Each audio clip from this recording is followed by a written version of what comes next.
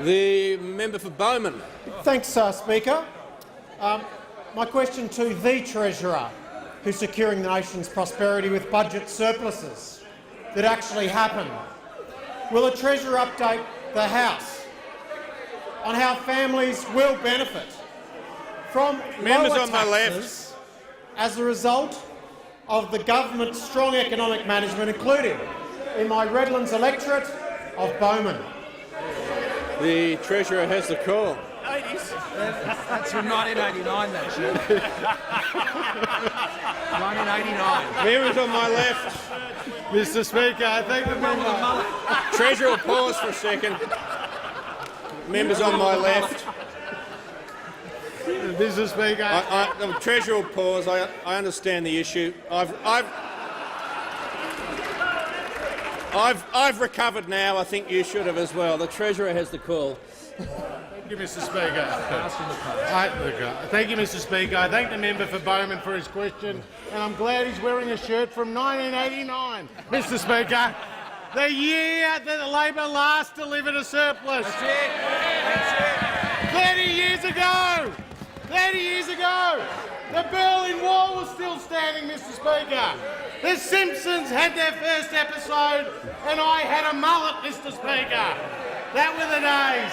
They were the days.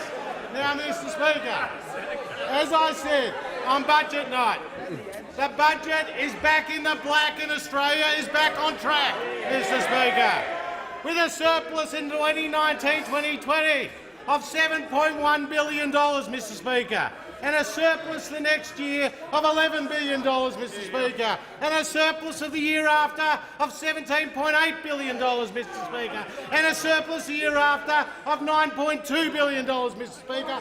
Surpluses of $45 billion over the forward estimates, Mr. Speaker, because we on this side of the House know how to balance budgets, Mr. Speaker, and the Labor Party always deliver you bigger and bigger deficits, Mr. Speaker, and higher taxes. Now, in the member for Bowman's electorate, more than 16,000 small businesses will benefit from the instant asset write-off that's now being extended to $30,000 and to companies with turnover up to $50 million, Mr. Speaker.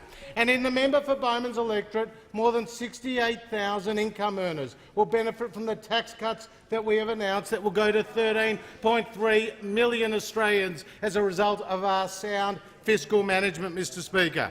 But at the end of the day, we believe there needs to be a discipline with tax, and there needs to be limits to the amount that the Australian people are taxed. Because at the end of the day, it's not the government's money, it's the people's money, Mr. Speaker. And we want to return more money to the people of Australia at every opportunity, Mr. Speaker. But every step of the way, we're blocked by those opposite, because the Labor Party does not believe in lower taxes. Now, tonight, the Leader of the Opposition will give his budget and reply speech, Mr. Speaker. But whenever he opens his wallet, the Australian people need to check theirs, Mr. Speaker, because he's coming after their money, Mr. Speaker. And whenever the Leader of the Opposition makes a promise, the Australian people need to ask a simple question. What taxes is the Leader of the Opposition increasing to pay for his taxes? Because we are spending record amounts on hospitals, on schools, on roads, on infrastructure linking our regions to our cities without increasing taxes, Mr. Speaker. That's our record, and that's what's in our budget. Only the coalition will deliver more jobs, higher growth and lower taxes.